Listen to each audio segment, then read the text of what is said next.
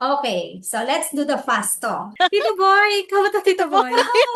May fast talk tayo dito. So, Gusto unahin ko natin to, si... pa-experience. Oh, Pastok. okay. So, Miss Maricel, confidence o comfort zone? Comfort zone. Content creation o live selling? Content creation. Sales talk o authenticity? Authenticity. Affiliate marketing or traditional business? Oh, hirap oh. Ayun ang mahirap Um, dun nga. O, diba? For now, affiliate marketing, pwede bang traditional business after? Pag Transition. okay. May Transition. paliwanag. Transition. Transition. Transition. Okay. Practice muna o bahala na? Bahala na! Mahiyain noon o mahiyain pa rin ngayon? Noon. Mayayain Mahiyain noon. pa rin noon. So, rejection or regret? Rejection. Rejection kasi nakakaano tayo din eh. Yes. Parang nasa-develop tayo dun yan. Okay, so last. Views o impact? Impact, of course. Nice. Ang galing. Ang galing ng mga sagot ni Miss Maricel. Okay, punta naman tayo kay Miss Yang. So, fast talk tayo kay Miss Yang. Scripted or natural? Natural kagaya nito. Okay. Fear or growth? Growth. Small audience pero loyal o malaking audience pero takip? Doon tayo sa small muna. Lalaki din yun eh. Oo, perfect. Lalaki din yun. Yung small, papunta rin yun sa malaki. At least loyal yung mga Correct. kasama mo, di ba? First sale o first viral content? First sale para sa akin. Magaling magsalita o magaling makinig? Makinig. Consistency o motivation? Consistency. Nabulol ako. Risk? Sorry, diba? Bisaya mo lang ako, Day. Bihira na Bisaya yan. ko ka. Bisaya sad ko. Consistency na nga lang. Consistency. Ayun, ayun. Risk o missed opportunity? Risk. Okay. So, final, anong mas importante? Perfect timing o pagsisimula? Pagsisimula palagi. Magsisimula. Same kayo ng answer. So, Mm. pagsisimula. Yes. Okay. So, before we end this podcast, baka may gusto kang imbitahan, Miss Maricel, sa page mo or may gusto kang sabihin sa ating mga maseskarte sa buhay dyan. Ayan, sa mga masiskarte sa buhay dyan na palaging sumusuporta sa akin. Sana ngayon suportahan nyo rin ako, oh. Na-experience ko yung Fast Talk for the first time. Dito lamang yan sa kanilang programa.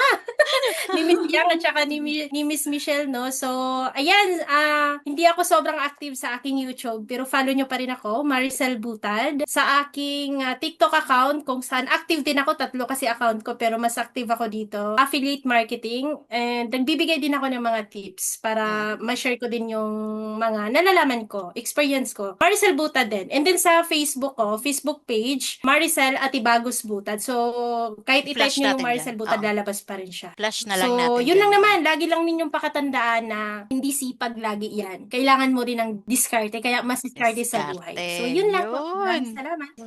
So, Panalo. follow niyo Ayun. po, sa mga viewers natin, follow niyo po ang kanyang mga social media account. And I'm sure marami po kayong matututunan sa ating maseskarte sa buhay na si Miss Maricel Butad. And Miss Yang, baka may mga gusto kang iwan or invite para sa ating mga viewers. Invite ko lang po kayo na mag-like sa aming Inside 3M Diaries, of course, para hindi nyo ma-miss yung aming mga podcast kagaya nito. At marami pa tayong magiging topic soon. At baka may mga topic doon na related sa inyo. Follow us sa TikTok. Meron kaming TikTok, meron kaming sa Facebook, and meron kaming YouTube. Follow niyo po kami sa aming mga social media account. And I'm sure makaka-relate kayo sa mga topic natin. And maybe sa susunod, isa po kayo sa makakausap namin dito na mag-share ng experience niyo. So yun, thank you so much sa iyo, Miss Maricel. Maraming salamat din talaga sa inyong pag-imbita sa akin dito sa inyong programa. Sobrang happy ko po. At ganito pala yung feeling pag ini-interview. Nakakakaba pero nakaka-excite pag-share din ng mga experience natin. Thank you so much, Miss Maricel.